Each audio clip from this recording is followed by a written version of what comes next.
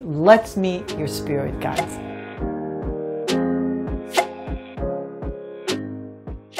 Now we want to talk about connecting to your spirit guides, the angels, and benevolent ETs or other interdimensional beings. Don't get too freaked out on me. When you work in this realm, you need to be prepared for some pretty interesting characters to show up to help you. And just like if you were doing a physical project in the real world, the three-dimensional world, you're going to need a team. So how do you do this? You're going to do your meditation. You're going to, all the stuff that we've already talked about, and set your intentions to work with any and all who come from the highest source for your highest good and the highest good of all. When we get ready to set up and demonstrate how to do an actual reading, we'll do some specific prayers. But when you want to meet your angelic or your spirit guides, I'm pretty much sorry to tell you, you got to do it through meditation, or at least when you quiet your three-dimensional brain, because it's like a language that's very subtle and in the background, and you have to learn how to tune out all of the ambient noise that we find in our three-dimensional world in order to be able to hear what these non-physical entities are trying to tell you. And I will tell you that they don't typically speak in English. Now, you may understand what they're saying,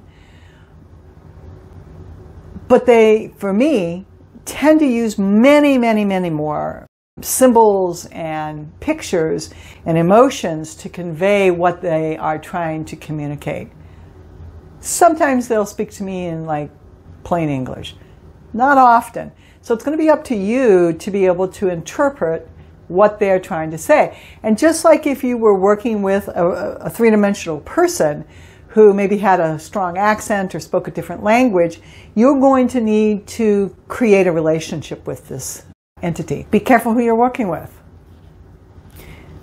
Just like in the real world, okay? If you're an employer or a coworker and you're responsible for hiring someone to bring into your team, you're going to want to interview them, you're going to want to check their references, you're going to want to know their experience, and you're going to want to watch the behavior in the beginning to make sure that they're a good match for you and for the project that you would like to help them with. A lot of people go, well, they're angels. Well, not all angels are from the highest source for your highest good. Or, oh, it's my spirit guide. Well, okay. But maybe they're not there from the highest source for your highest good. So use your discernment. I've had a lot of people ask me, well, Susan, how do you know who you're working with? And what about these angels? I can only tell you from my personal experience. Yours, I guarantee, will be different. But from my personal experience, when I'm quiet and I am connecting with the angels, first of all, you got to bring your frequencies up so that there's a space where they can communicate with you. Tune your radio dial to the station that they're broadcasting on. And for me, it's a very intense experience. I often, almost always, experience a very intense bright light, even if I have my eyes closed or if I'm in my dream state. And it's such an intense light, I can't look right at it. So if I look at it, what I see is just a ball of brilliant light. I can't really discern much because it's just too bright. It's an intense emotional experience. And what I find is that I get very emotional. Lots of emotion starts to pull up, and I often start crying, sometimes sobbing, because I'm in the presence of the divine. And it's intense, and it's like a warm hug. It's like coming home. And when I get really filled with gratitude and my emotions are high and I'm feeling very emotional, I know that I'm in the presence of angels. So make notes, observe, how is it for you? It's also important to know who you're working with. So when a spirit guide or some sort of an angel shows up, ask them who they are. Find out a little bit about them. Let me give you an example. Many years ago, I was doing a visualization on prosperity. So I would see myself going into this banquet hall, and it was just filled with treasures and just this long, beautiful banquet table just filled with bounty. And all of these wonderful beings were sitting around and calling me, come on in, Susan, this is for you, okay? And at one point, there was a figure who was showing up, and it was new, and this figure had a cloak, and it felt like a male presence.